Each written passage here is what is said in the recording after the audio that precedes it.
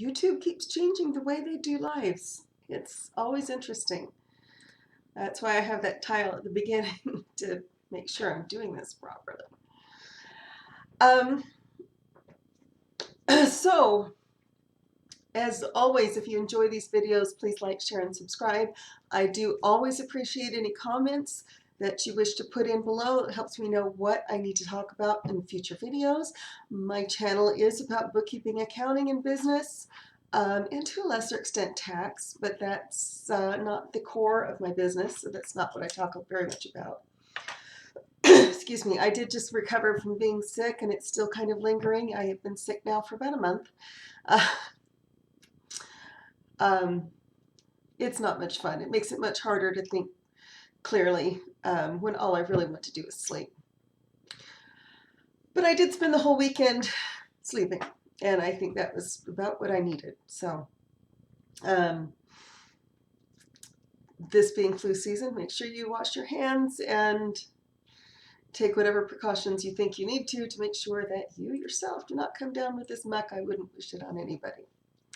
So the one component that highly successful businesses have that only moderate businesses do not, and believe it or not, it is not what you think it is.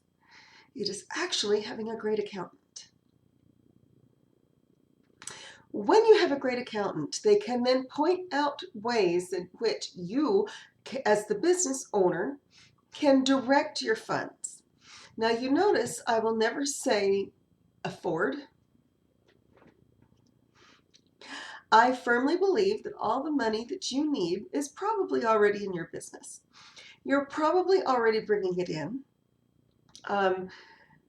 You might need to direct it in different areas than you have been historically. And a good bookkeeper is going to be able to look at your reports and see what, kind of point out what she sees. And for those of you who are wondering, I know this is a really PC type age.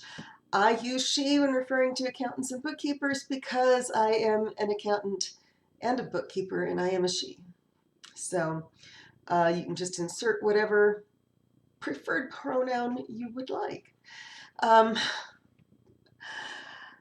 Anyhow, it seems to be kind of, nobody I know cares about that, but maybe I just don't know the right people or the wrong people or whatever.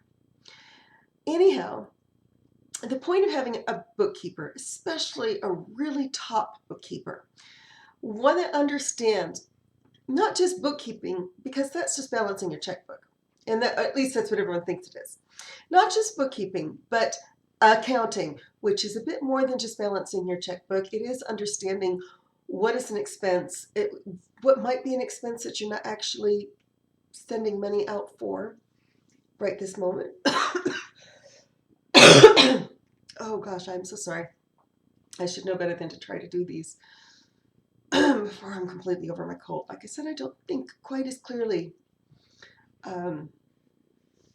as I would if I was in perfect health. A good bookkeeper is going to be able to look at your books and be in the trenches with you. And then one that has a pretty strong accounting background, not just basic bookkeeping. Like me, I have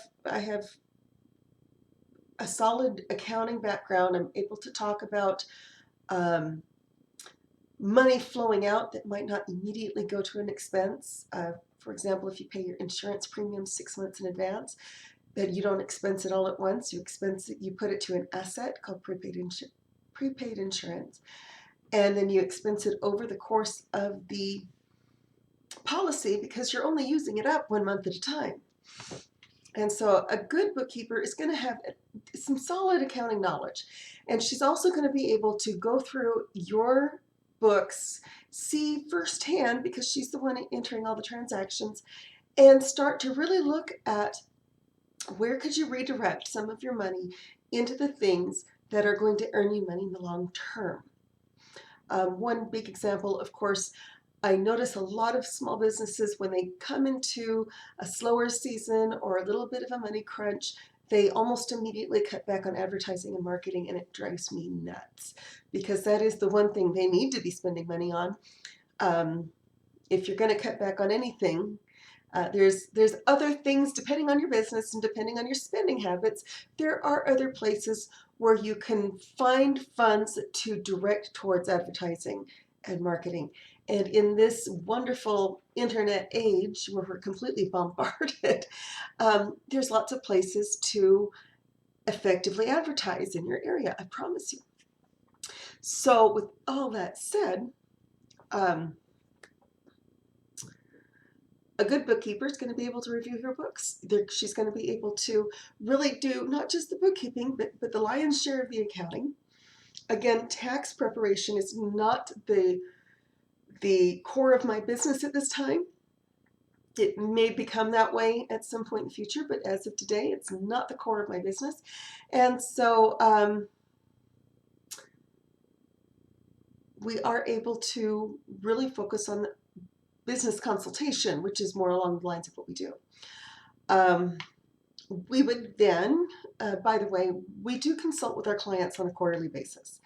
Not all of our clients have signed up for that particular service, but those that do, if you sign up in February of 2020, you will get the quarterly consultation service where we will review your books and we'll talk to you about what kind of goals your business has, where you want to be financially 6 months from now, next fiscal year.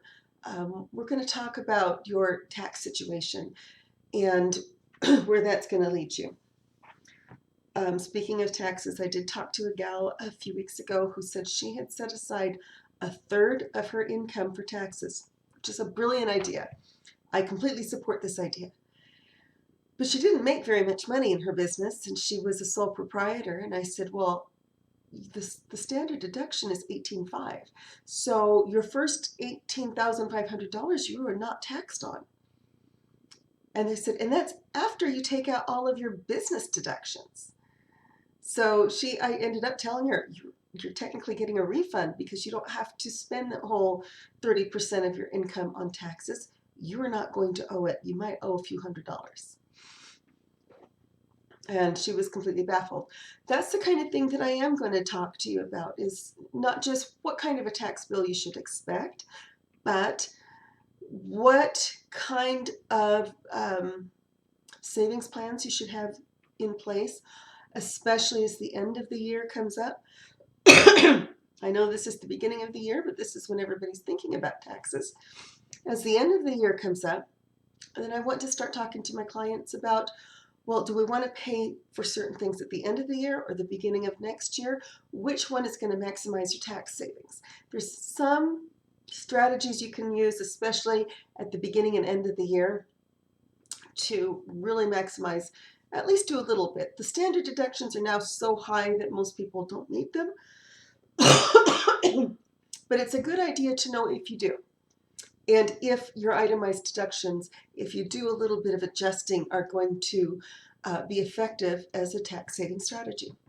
I firmly believe that my job as an accountant is to help you find out how much wealth you really have,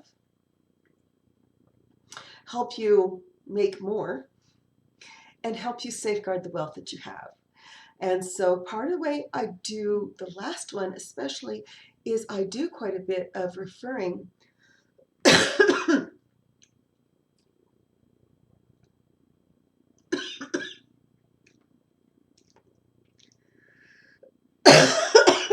oh God, I don't want another coughing fit.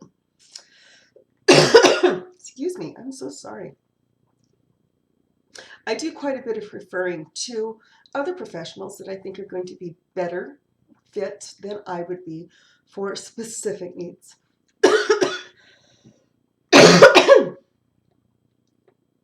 It's just that scratch in my throat, and it's from forcing the air over my vocal cords. So, and of course I didn't bring the drink in here. So those are the goals that I have. One is to help you create wealth, and then to help you safeguard the wealth that you have. And I do use other professionals to help me with that.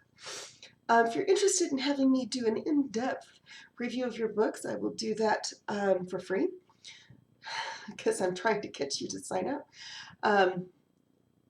And absolutely, I'm trying to get you to sign up with my company, but I also want to make sure that you are doing well in your company. Please reach out to me at my website, mysimplebookkeeping.com. Our current phone number is up there. We did just are doing some experimenting with a new phone provider, so you can always reach me at the phone number listed here. Or you can send me a message directly through the website. I would love to talk to you. I'd love to schedule some time. I do most of my meetings over Zoom meetings so that we can meet face to face without ever leaving our offices. And with that said, I am going to close it before I start coughing again. Y'all have a great day, and I'm looking forward to hearing from you soon.